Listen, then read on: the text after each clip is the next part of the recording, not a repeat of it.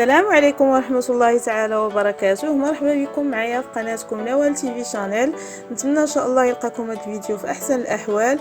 اليوم نقترح عليكم وجبة ديال العشاء في هذا الجو البارد، ضروري ما ننوعوا في الشربات. نقترح عليكم شوربة ديال القرع الاخضر، كتجي لذيذه وسهله في التحضير، وغنرافقها مع خبيزات او فطائر لذيذه اسفنجيه. بقاو معايا تعرفوا على المقادير وطريقه التحضير وفرجه ممتعه. بسم الله على بركه الله. نحتاج لتحضير هاد الخبيزات او الفطائر 2 كيسان ونصف ديال الماء دافي، او ممكن ديروا كاس ونص ديال الماء دافي وكاس ديال الحليب. انا عوض كاس ديال الحليب غندير معلقه ديال الحليب المجفف،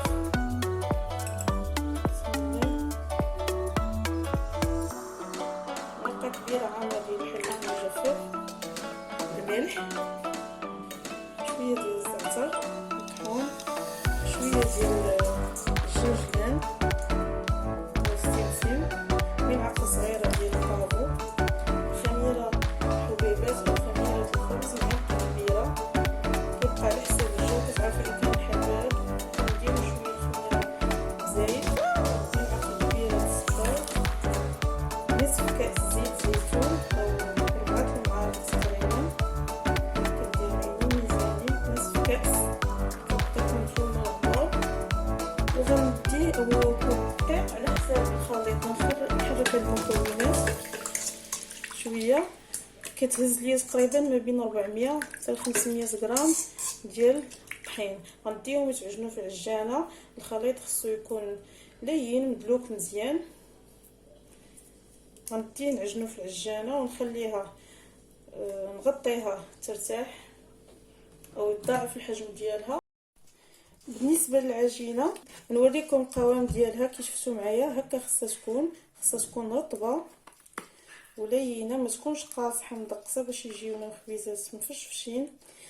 على فكره بالنسبه للطحين بحال الخبيزات اللي درتهم ديك النهار بالشحمه وعجبوكم وقلتوا لي نبقى نشارك معكم وصفات بحال هكا ديال خبيزات ولا فطائر ساهلين درتهم ديك النهار بالفين وبالطحين. دابا درتهم بالدقيق الابيض.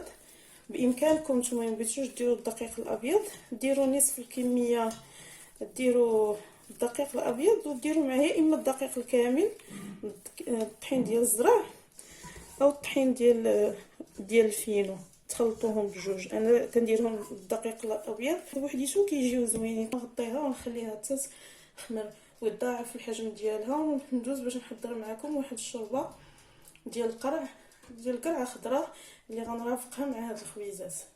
غنحضر معكم دابا الشوربه ديال القرعه اللي غنحتاج ليها. عندي حبه بصل مقطعه ما مشلضه ما والو حيت كلشي غيتطحن، جوج بطاطاس متوسطين، تقريبا نص كيلو ديال القرعه. غندوز نشحرهم في شويه ديال الزيت وتبعوا معايا باقي المراحل. عملت الخضره في الكوكوط، درت الزيت البلديه، غنزيد الملحه، شويه ديال السكنجبير، قريصه ديال البزار، 4 معالق تقريبا، ونحرك هاد الخضره تتشحر مزيان في الزيت. فص ديال الثومه كبير وغنخليها تشحر. نبقى نقلب هاد الخضر مره يتشحروا مزيان قبل ما نضيف ليهم الماء. من بعد ما تشحروا هاد الخضر مزيان غنضيف لهم تقريبا نصف ديال الماء وغنسد على الكوكوط تقريبا الدور تصفر 5 دقائق ولا ما نفوتش 10 دقائق، ونحل عليها بطاطا دغيا عارفينها دغيا كطيب، لا هي لا القرعه. 5 دقائق تقريبا مور ما تصفر، وغادا نطفي عليها ونخليها تبرد باش نطحنها. كيف ما سبق وقلت لكم بطاطا درتها نورمالمون اللي كيدير هاد الشوربه ديال القرع الاخضر كيدير ما كاين اللي كيدير قرع اخضر بوحديتو هو البورو. انا البواغو ما عنديش، داكشي علاش عوضته بالبصله. ماشي كلشي كيدير بطاطا. البطاطا كنديرها باش كتخثر الشوربه وكتعطيها واحد لا تيكستور زوينه. من بعد ما خمرت العجينه ضاعف الحجم ديالها، تزول منها الهواء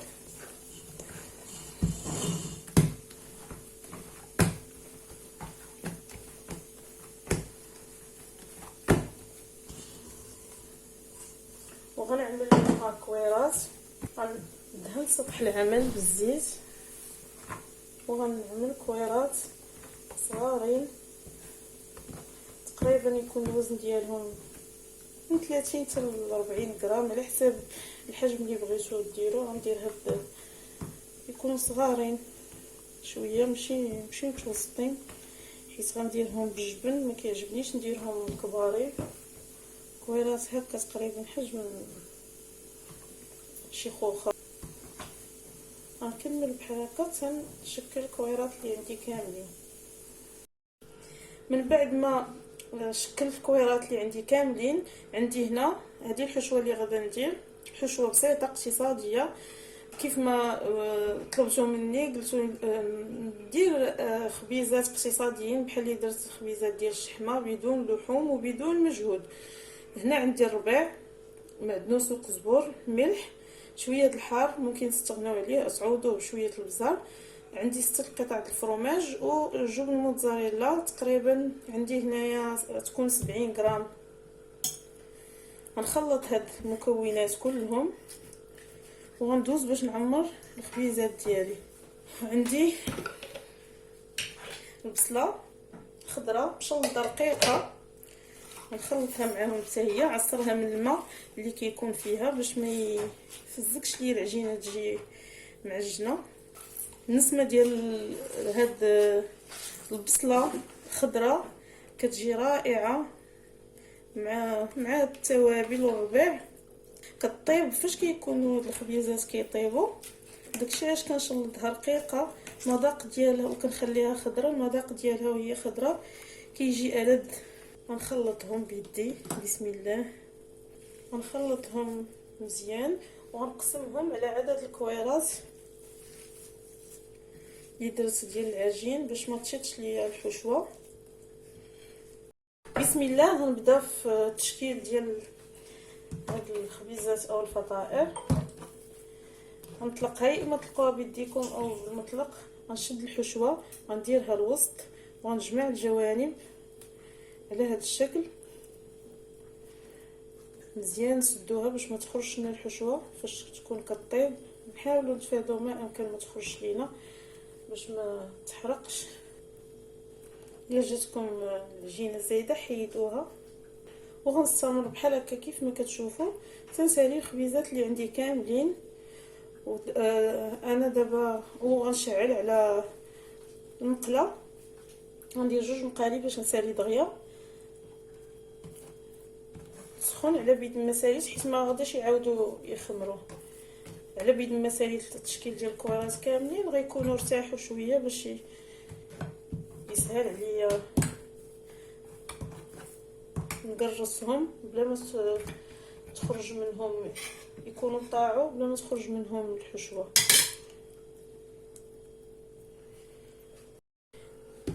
دابا من بعد ما ساليت التشكيل عمرت الكويرات اللي عندي كاملين.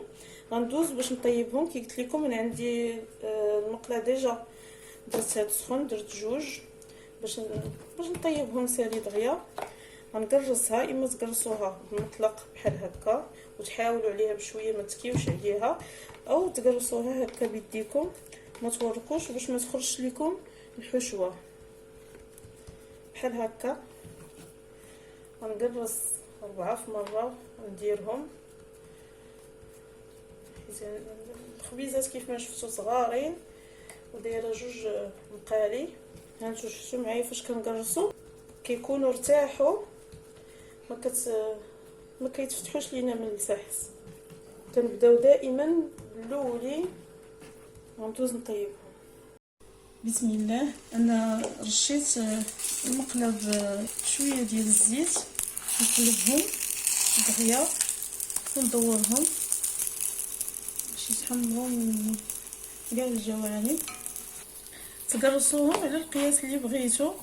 انا ما كنبغيهمش ما يكونوش غلاضين وما يكونوش رقاق، وغنستمر بحال هكا تنسالي الكميه اللي عندي كامله. وهما باقيين سخونين بعد ما زولتهم من المقله.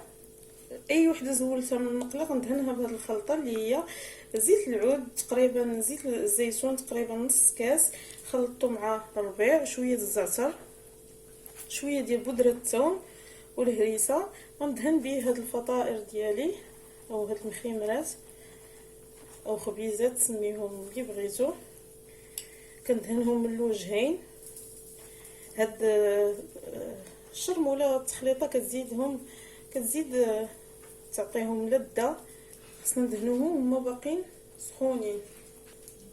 غنستمر بحال هكا تنسالي الكميه اللي عندي كامله اللي دهنتها اللي طيبتها ندهنها على هذا الشكل. من بعد ما بردت الخضيره اللي درت هذا الشوربه، القرعه والبطاطا والبصله، طحنتها ودابا رديتها فوق النار باش تشرب شويه. وغنزيدها الربيع 2 معالق تقريبا. غنزيدها الكروفيت منقي يعطيها مذاق. ماشي دائما الا كان عندي كروفيت كنديرو، الا ما كانش كنكتفي بها غير بحال هكا. غنزيد قشطه طريه، ما درتش معاها الفرماج حيت غندير معاها قشطه طريه. الا كانت عندي موجوده كنديرها، ما كانتش كنطحن معاها 4 القطع. هاد الكميه اللي درت كنطحن معاها 4 القطع ديال الجبن، يا مثلث يا مربع. غنردها، غنبقى شاعله عليها شويه طيب بما طاب شي 5 دقائق هاد الكروفيت وغلات شويه هاد لاكريم، ونطفي عليها باش نقدمها. وهذه هي الشوربه ديالي من بعد ما طابت. قدمتها على هذا الشكل كيف ما كتشوفوا. شفتوا معايا القوام ديالها، كتجي خاتره، كتجي لذيذه. ماشي بالضروره ديروا فيها الكروفيت، بلا حتى فاش المرات اللي ما كنديرش فيها كروفيت كنكتفي بالخضر والفرماج كذلك كتجي زوينه. نتمنى ان شاء الله تجربوها. وهادو هما الخبيزات اللي حضرت معكم. شفتوا معايا كيفاش كيجيو مشفنجين مقطنين، وكتجي الحشوه فيهم لذيذه. داك المزيج ديال الجبن والزعتر اللي كندير فيهم، والبصله باقا خضراء اللي كطيب معاهم كتعطيهم واحد النكهه لذيذه. نتمنى ان شاء الله تجربوهم. شفتوا معايا كيفاش كيجيو.